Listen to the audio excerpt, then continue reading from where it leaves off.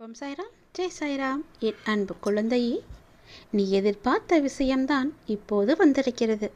நீ எதை எதிர்பார்த்து காத்திருந்தாயோ, எந்த செய்தி வந்தால் என்னுடைய மனம் நன்றாக இருக்கும், எனக்கு ஒரு புத்துணர்ச்சி கிடைக்கும், என் வாழ்வில் ஒரு நம்பிக்கை பிறக்கும் என்று எதிர்பார்த்து காத்திருந்தாயோ, அந்த விஷயமே இப்போது வந்திருக்கிறது. உனக்கு நல்ல செய்தி சொல்ல நான் வந்திருக்கிறேன்.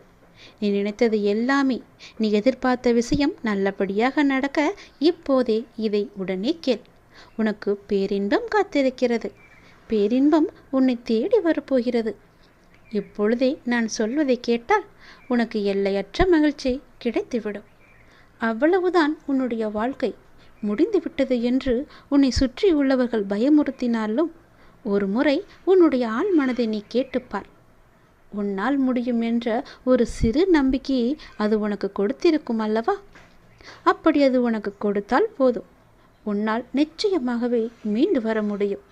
எப்பேற்பட்ட கவலை வந்தாலும் தூசியை தட்டிவிடுவது போல தட்டிவிட்டு நீ போய்கொண்டே இரு. அதை நீ பத்திரப்படுத்தி வைத்து கொள்ளாதே. எதையும் தட்டிவிட்டால்தான் அது உனக்கு நல்லது. உன்னுடைய கவலைகளை தூரத்திலேயே வைத்துக்கொள், அருகில் நீ வைத்து கொள்ளாதே. எப்பேற்பட்ட கவலையிலிருந்தும் உன்னால் நிச்சயம் மீண்டு வர முடியும். இன்பத்தை மட்டும் உன் அருகில் வைத்துக்கொண்டு உன் துன்பத்தை தூரமாகவே வைத்து பார்க்க பழகிக்கொள். உன்னுடைய மனதில் இதுவரை மற்றவரின் ஆதிக்கம் அதிகமாகவே இருந்தது அல்லவா? இனி உன்னுடைய ஆதிக்கம் ஆரம்பமாக போகிறது. உன்னுடைய வாழ்க்கை மேலே கொண்டு வர ஒரு சிறு துரும்பாக ஏதோ ஒரு வகையில் கிடைக்கும் உதவியோ, துணையோ, பணமோ, ஆறுதலோ, நம்பிக்கை வார்த்தைகளோ உன்னை அது நிச்சயம் மேலே கொண்டு வரப்போகிறது. இதில் நான் சொன்ன ஏதாவது ஒரு உதவி உனக்கு நிச்சயம் கிடைக்கும். அது எப்படி வேண்டுமானாலும் இருக்கலாம். தனி ஒருவனாக இருந்தாலும் தன்னம்பிக்கை கொண்டு நீ ஜெயித்து வரப்போகிறாய். இது நிச்சயம் சாத்தியமாகும்.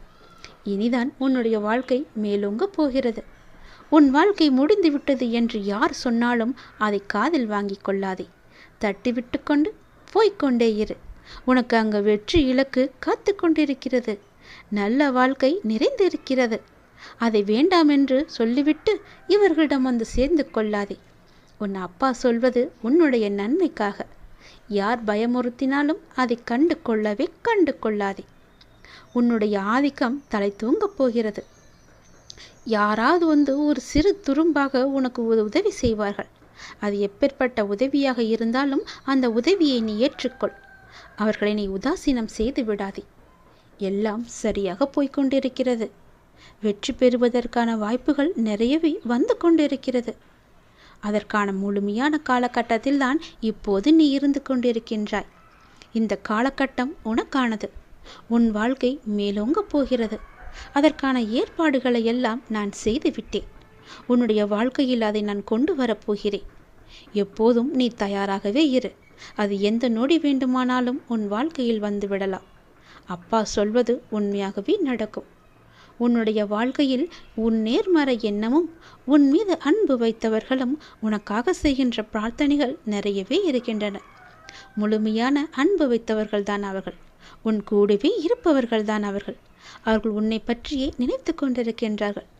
அவர்கள் உனக்காக நிறையவே பிரார்த்தனை செய்து கொண்டிருக்கிறார்கள்.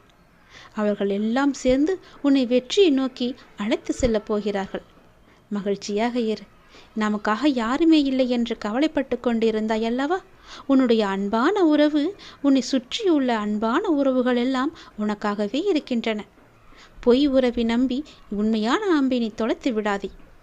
உன்னை வெற்றி பெறுவதற்கான காலகட்டம் இது. யாரையும் எளிதில் நம்பவும் கூடாது, யாரையும் எளிதில் நம்பாமல் இருக்கவும் கூடாது. நீதான் அறிந்து புரிந்து நடந்து கொள்ள வேண்டும். உன் அப்பாவின் உண்மையான அன்பை நீ புரிந்து கொண்டாய் அல்லவா? அதுபோலவே மற்றவர்கள் அன்பையும் புரிந்து கொள். சிலர் உன்னிடம் முகமூடி போட்டுக்கொண்டு பழகலாம். அந்த முகமூடியை நீ யார் என்று தெரிந்து கொண்டு நீ உண்மையான அன்பு வைக்க வேண்டுமா என்று யோசித்து பிறகு நீ செய். என் பிள்ளையான உனக்கு தேவையானதை என்னிடம் மட்டுமே நீ கேள். அதை உன்னிடம் நான் கொண்டு வந்து சேர்ப்பேன். எங்கும் எப்போதும் எவரிடமும் நீ கெஞ்சக்கூடாது. உன்னை கெஞ்சும்படி நான் வைக்கவும் மாட்டேன். உன் தேவைக்காக எல்லாவற்றையுமே நான் செய்து தருகிறேன். உன்னுடைய வாழ்க்கையில் தேவை என்பது இல்லாத அளவுக்கு பல நல்லதுகளை நான் கொண்டு வந்து சேர்க்கிறேன். நீ என்னுடைய குழந்தையாகிவிட்டாய். என்னை நீ முழுமையாக நம்பிவிட்டாய். அப்படி இருக்கும்போது நான் கைவிட்டு விடுவேனா என்ன? நீ என்னுடைய செல்லமான அன்பான உயிரான குழந்தை அல்லவா? நீ எதிர்பார்த்த விஷயம் உன் மனதில் அவ்வப்போது ஏதோ ஒரு நறுடலை ஏற்படுத்தி கொண்டே இருக்கிறது. நாம் எதிர்பார்த்து கொண்டிருக்கும் விஷயம் எனக்கு நல்லபடியாக நடக்குமா நடக்காதா, யாராவது வந்து அதை இடைஞ்சல் பண்ணுவார்களா என்று உனக்குள்ளே ஒரு பெரிய குழப்பம் நடந்து கொண்டே இருக்கிறது. அந்த குழப்பத்தை எல்லாம் தீர்ப்பதற்காகத்தான் நான் வந்திருக்கின்றேன். நிச்சயம் நடக்கும். உன் வாழ்க்கையில் நீ எதிர்பார்த்தது போலவே உன் வாழ்க்கை நல்லபடியாக அமையும். உனக்கு பேரின்பம் காத்து கொண்டிருக்கிறது என்று சொன்னேன் அல்லவா? அது இன்னும் 2 நாட்கள் தான். 2 நாட்களில் அந்த பேரின்பத்திற்கான முதல் அறிகுறி உன்னை வந்து சேரும். இதை நீ உடனே கேட்டு நான் சொல்வது போலவே செய். எதை பற்றியும் நீ சிந்திக்காதே. ஏனென்றால் நீ என்னை உன்னுடைய அண்ணனாகவோ தந்தையாகவோ தோழனாகவோ பல உறவுகளாகவோ ஒரு நல்ல குருவாக நினைத்து கொண்டிருக்கின்றாய் அல்லவா? முன் ஜென்மத்தில் நீ என் மீது கொண்டிருந்த பாசமும் பக்தியும் தான் உன்னை இப்போதும் என்னுடைய உறவாய் நினைக்க வைக்கின்றது. நம்முடைய பந்தம் இன்றோ நேற்றோ வந்ததல்ல, அது காலம் காலமாக வந்தது. அது உனக்கு தெரியாது. இது எனக்கு மட்டுமே தெரிந்த உண்மையான ஒரு ரகசியம். அதை இப்போது நான் சொல்கிறேன். நீ எப்போது என்னை பார்க்க வந்தாய்? இந்த ஜென்மத்தில் என்று நினைக்கிறாயா? கிடையாது. நம்முடைய பந்தமானது ஜென்மம் ஜென்மமாக பல 100 வருடங்களாக உனக்கும் எனக்கும் இன்பம் துன்பம் என எல்லாவற்றிலுமே பங்கு இருக்கின்றது. ஏனென்றால் நீயும் நானும் ஒன்று. நம்முடைய பந்தமானது இன்றோ நேற்றோ உருவானது அல்ல. அது எனக்கு தெரிந்த ரகசியம். இது உனக்கு அறியாது. நீ எப்போது புதிதாக பூத்த மலராக இருக்கின்றாய். நானோ பழைய மலர். அதனால்தான் எல்லாமே எனக்கு தெரிகிறது. நீ என்னை எப்படி பார்த்தாலும் அப்படியே நான் உனக்கு தெரிவேன். என் மீது கொண்டிருந்த பாசமும் பக்தியும் உன்னை எப்போதும் என்னுடன் இணைத்து வைத்து கொண்டே இருக்கும். நீ எந்த உறவாக என நினைத்தாலும் அந்த உறவாக நான் உனக்கு தேவையானவற்றை எல்லாமே நிச்சயம் செய்து தருவேன். ஆனால் அதே நேரம் அந்த உறவுக்குள்ள கண்டிப்பும் நான் நிச்சயம் செய்வேன். நீ ஒரு தவறு செய்தால் அது நிச்சயம் நான் எதிர்த்து கேட்பேன். உன்னை தண்டிப்பேன். அது எல்லாம் உன்னுடைய நன்மைக்காக மட்டுமே. எனக்கு உன் மீது நிறையவே உரிமை இருக்கிறது. அண்ணனாகவோ அப்பாவாகவோ உன்னை நல்ல வழிப்படுத்துவேன். உனக்கு நெருப்பு வளையமாக நான் பாதுகாத்து கொண்டிருப்பேன் உன்னை சுற்றி. சில நேரம் அந்த நெருப்பின் வெம்மை உன்னை சுடும், ஆனால் உன்னை தாக்காது. சுடுகிறதே என்று அன்று தாண்டி வெளியில் நீ போகிவிடாதே.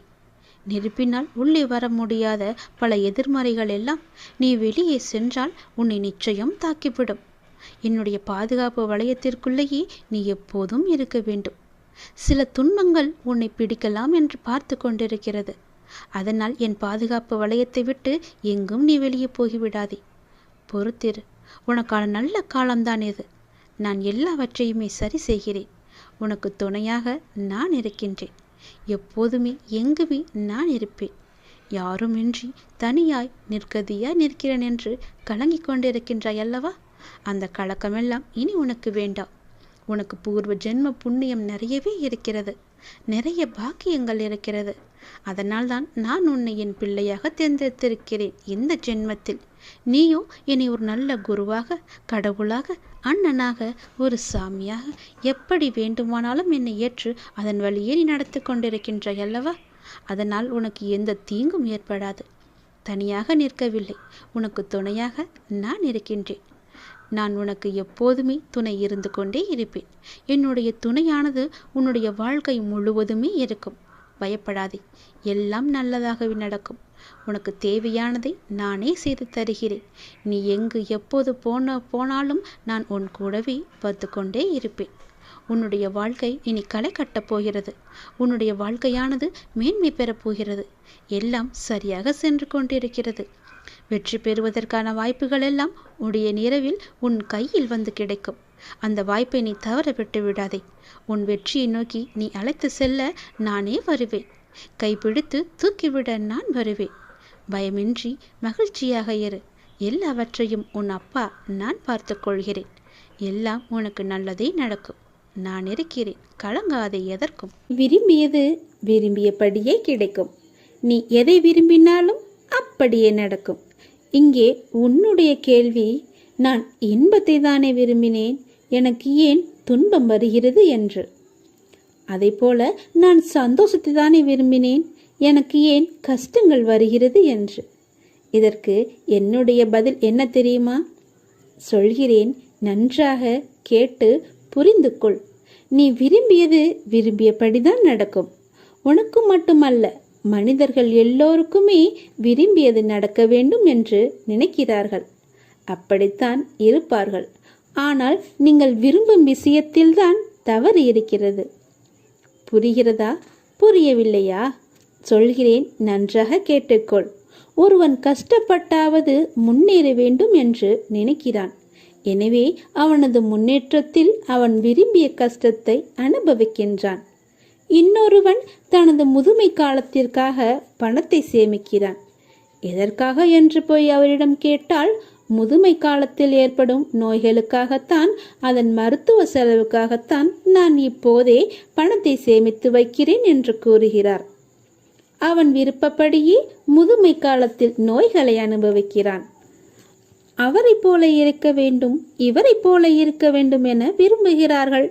ஆனால் அவரும் இவரும் வெளி தோற்றத்தில் நன்றாக எந்த குறையும் இல்லாதது போலத்தான் இருக்கிறார்கள். ஆனால் அவர்களுடைய உள்மனதில் படும் கஷ்டங்களும் வெளி உலகில் காணாமல் காணும் துயரங்களும் அவரை போல இவரை போல இருக்க வேண்டும் என விரும்பிய அவனும் அவர் துன்பத்தையும் இவர் துன்பத்தையும் அவன் விரும்பியபடியே அனுபவிக்கிறான். சொல்வது புரியவில்லையா? நாம் யாரை, அவர் நன்றாக இருக்கிறாரே, இவர் நன்றாக இருக்கிறாரே, நாமும் அதுபோல வாழ வேண்டும் என்று உங்கள் மனதில் எண்ணம் தோன்றுகிறது அல்லவா? ஆனால் அவர் வெளி உலகில்தான் நன்றாக இருப்பது போல தோன்றும். ஆனால் அவர் பட்ட கஷ்டங்கள் அவருக்கு மட்டும்தான் தெரியும். அதனால்தான் அவரை போல இருக்க வேண்டும் என்று நினைப்பவர்கள் அவருடைய கஷ்டங்களையும் சேர்த்து நீங்கள் அனுபவிக்க வேண்டும். அவரை போல நீங்கள் இருக்க வேண்டும் என இது விரும்பியதுதானே? அதுபடிதான் நீ விரும்பியபடியே உங்களுக்கு நடக்கும். நான் எப்போதும் எல்லா சூழ்நிலையிலும் சந்தோஷமாக இருக்க வேண்டும் என நினைக்கும் ஒருவர் அவர் விருப்பப்படியே சந்தோஷமாக வாழ்கிறான். அது இருந்தால்தான் சந்தோஷம், இது இருந்தால்தான் சந்தோஷம் என விரும்பும் ஒருவன் அதுவும் இதுவும் கிடைக்கும் வரை தன்னுடைய சந்தோஷத்தை ஒத்திவைத்தே வாழ்க்கையை அனுபவிக்கிறான்.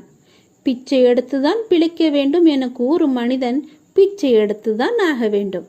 இவ்வாறாக மனிதன் எல்லா நன்மையிலும் ஒரு தீமையை உட்புகுத்தி அதை விரும்பவும் ஆரம்பிக்கின்றான். விருப்பப்படி விரும்பியபடி இருப்பதுதானே இன்பமாகும். நீ எதை விரும்புகின்றாயோ, எதை நோக்கி உன்னுடைய எண்ணங்கள் பாய்கின்றதோ அதுவே இங்கு நடக்கின்றது. அப்படி இருந்தால்தான் இன்பம், இப்படி இருந்தால்தான் தின்பம் என்று நீ விரும்பியதால் தான் உன் விருப்பப்படி நடக்கின்றது. ஆனால் நீ விரும்பியது நடக்கும்போது அதை இன்பமாகவே நீ உணர்வதில்லை. அதாவது எதை எந்த கோணத்தில் அணுகினாலும் அந்த கோணத்தில் பிரதிபலிப்பதுதான் இந்த வாழ்க்கை.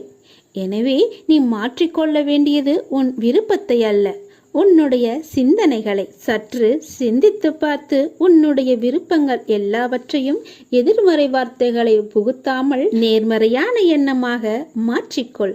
கஷ்டப்பட்டுதான் முன்னேற வேண்டும் என்பது உன் விருப்பம்.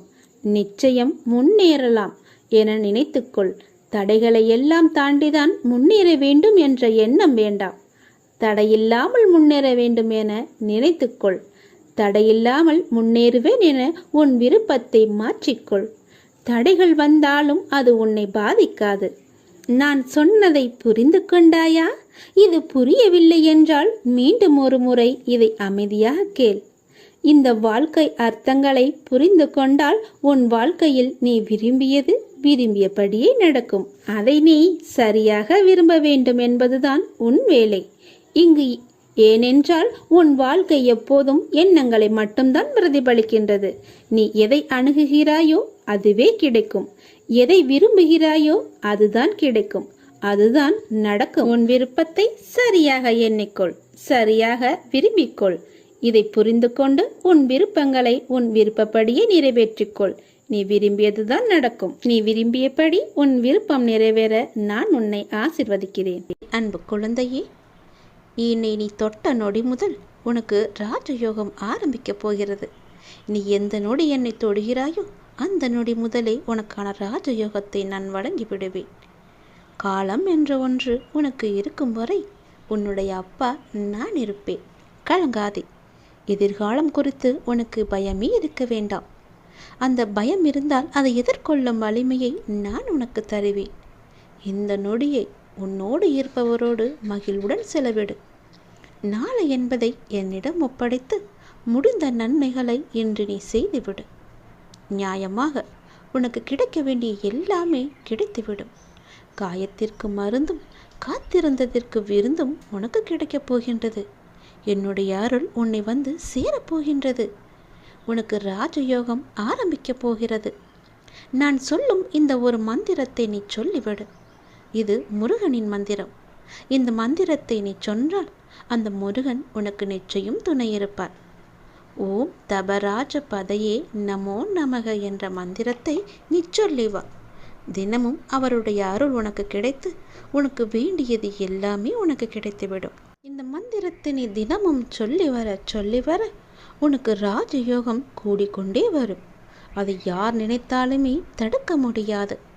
உன்னுடைய வாழ்வில் ஒரு அதிசயம் நடக்கப் போகிறது.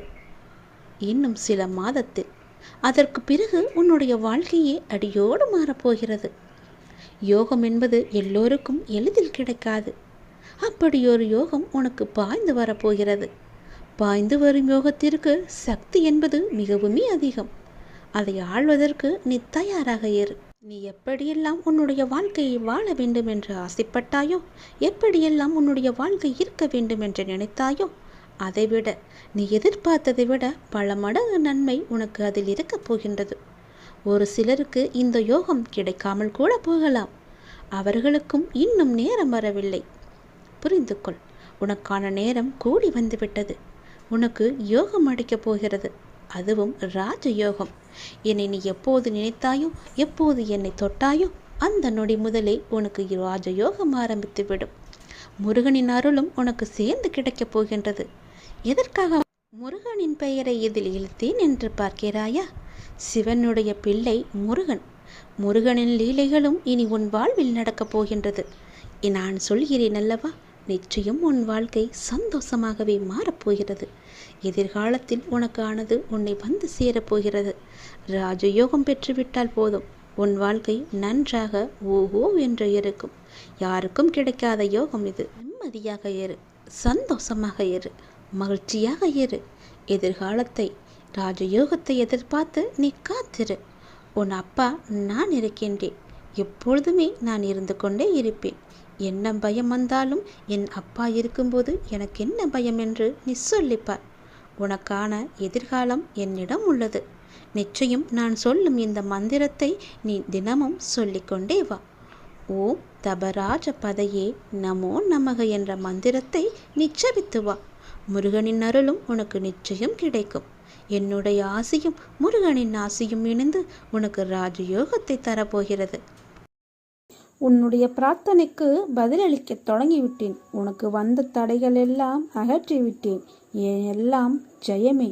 வாழ்க்கை என்ற வட்டத்தில் இன்பம் துன்பம் வெற்றி தோல்வி என்ற 4 முனை சக்கரத்தில் சுற்றுவதுதான் எல்லா உயிரினத்தை அடிப்படையான விதி. அதுதான் உனக்கும் வட்டம். உன்னுடன் உன் பக்கமாகவும் இருக்கும், உனக்கு எதிரான பக்கமாகவும் இருக்கும். இரண்டையும் ஏற்றுக்கொள்வதனால் வாழ்க்கையில் நிம்மதி என்ற கிரீடத்தை சூடி மேலும் வாழ்வில் பொறுமையுடன் நம்பிக்கையுடன் இருந்தால் வாழ்க்கையை வெல்வாய். நீ என் அனுமதி கேட்டு தொடங்கும் ஒவ்வொரு நற்செயலிலும் என் மனப்பூர்வமான ஆசீர்வாதம் உண்டு. நீ என்னை விட்டு விலகி போனாலும் நான் உன்னை விட்டு விலக மாட்டேன். நீ என்னை மறந்து போனாலும் நான் உன்னை மறக்க மாட்டேன். ஏனெனில் நான் படைத்த பிள்ளை நீ, நான் வளர்த்த முல்லை நீ. கவலைகளை தள்ளிவை, நான் இருக்கிறேன் என்றும் உனக்கு துணையாக. வாழ்க்கையில் முன்னேற வேண்டும் என்ற எண்ணமும் சாதிக்க வேண்டும் என்ற வேகத்துடனும் உன்னுடைய வாழ்க்கையை நகர்த்தி கொண்டு வருகிறாய். எல்லாம் செய்ய வேண்டும் என்ற உன் எண்ணங்களை அமர்த்தி அதே இடத்தில் உட்கார வைக்கிறது உன்னுடைய நேரம். இன்று முடிவு எடுக்கலாம், நாளை அதற்கான விஷயங்களை யோசித்து முடிவு எடுக்கலாம் என்று உன் நேரத்தை வீணடிக்கிறாய். அதை மாற்று. இப்போதைய நிலைக்கு என்ன விஷயங்கள் செய்யலாம் என்று யோசி. பிறகு எதிர்காலத்திற்கான யோசனைகளில் பிறகு கவனம் செலுத்து. உன் 3 காலங்களிலும் உன் கூடத்தான் நான் இருப்பேன் என்ற வாக்குறுதியை கொடுத்துள்ளேன். என் வாக்குறுதி என் உயிருக்கு மேல் விலை மதிப்பில்லாதது. பிறகு ஏன் உனக்கான ஒன்றையும் உன் சாய் தேவா செய்ய மாட்டேன் என்று நினைத்து கொண்டாய்? உனக்கு இது தேவை என்று குரல் கொடுப்பதற்கு முன்பாகவே உனக்கான அனைத்தையும் நான் அறிவேன். உன் எதிர்காலத்திற்காக நான் எப்படி யோசிக்காமல் இருப்பேன்? உனக்கு எந்த நேரத்தில் என்ன தேவை என்பதையும் அவை உனக்கு நல்லதா அல்லது கெட்டதா என்று யோசித்த பிறகே அது உன்னை தேடி வந்து அடையும். உனக்கான வாழ்வை நான் உருவாக்கினேன். உன் வாழ்க்கைக்கு என்றும் நல்ல இனிமையான சங்கீதத்தை கொடுப்பேன். உன் கூடவே இருந்து உன்னை காப்பேன். வாழ்க்கையில் எதையெல்லாமோ நினைத்து கவலைப்படுகிறாய். கண்ணை திறந்து பார். நான் உன்னுடன் இருப்பது உனக்கு தெரியும். நான் எல்லோரையும் சமமாக பார்க்கும் நிலையை வாழ்வின் துவக்கம் முதல் கடைபிடித்து வருகிறேன். யாரையும் புண்படுத்தும் நோக்கம் எனக்கு இல்லை. யாரையும் புண்படுத்துவதும் கிடையாது. நீ நிச்சயம் முன்னேறுவாய். உன் மனதில் எதிர்காலத்தை பற்றிய பயம் இருந்தால் அதை தூக்கி எறிந்துவிடு. உன் வாழ்வை ஒளிர செய்ய நான் இருக்கிறேன். எப்போது முடியும் என்று பல நாட்களாக இழுபறியாக உள்ள பிரச்சனையை முடித்து கொடுக்க போகிறேன். தயவு செய்து நான் கொடுப்பதை எடுத்துக்கொள்ளுங்கள். ஏனென்றால் நான் கொடுப்பது எப்போதும் உங்களுக்கு போதுமானதாக இருக்கும். நான் கேட்பது உங்களிடம் இரண்டே இரண்டு மட்டுமே: நம்பிக்கை, பொறுமை. இவை இரண்டு மட்டும் எனக்கு தாருங்கள். மற்றவற்றையெல்லாம் நான் பார்த்துக் கொள்கிறேன். ஏனென்றால் உன்னுடன் இருப்பது இந்த சாய் தேவா. இனி எல்லாம் நடப்பது எல்லாம் நன்மையாகவே இருக்கும். பொறுமையாக இரு. எல்லாம் முடிந்து விட்டது என்று நீயே உன்னை முடக்கிக் கொள்ளாதே. மனதை ஒருநிலைப்படுத்திப்பார். உன்னை சுற்றியுள்ள வாய்ப்புகள் புலப்படும். எல்லா சந்தர்ப்பங்களும் தானாக அமையாது. நீதான் நம்பிக்கையோடு அதை உருவாக்க வேண்டும். வெற்றி தோல்விகளை சகஜமாக எடுத்துக்கொள். நான் இதுவரை தோல்விகளையும் இழப்புகளையும் மட்டும்தான் சந்தித்து வருகிறேன் என்று நீ புலம்புவது புரிகிறது. நீ சற்று நிதானமாக யோசித்துப்பார். இதுவரை நீ தோல்விகளையே சந்தித்தாயா அல்லது வெற்றிகளையும் பெற்றிருக்கிறோமோ என்று உன்னையே நீ கேட்டுப்பார். விடைகள் உனக்கே புலப்படும். நீ அடைந்த வெற்றிகள் உனக்கே இன்னும் தெரியாத அளவிற்கு நீ முன்னுக்கும் பின் முரணாக எண்ணங்களில் செயல்படுகிறாய். நிதானமும் நம்பிக்கையும் மிக மிக அவசியம். அப்போதுதான் உன்னை சுற்றியுள்ள வாய்ப்புகளை கண்டுபிடிக்க முடியும். தோல்விகளை கண்டு துவண்டு போகாதே.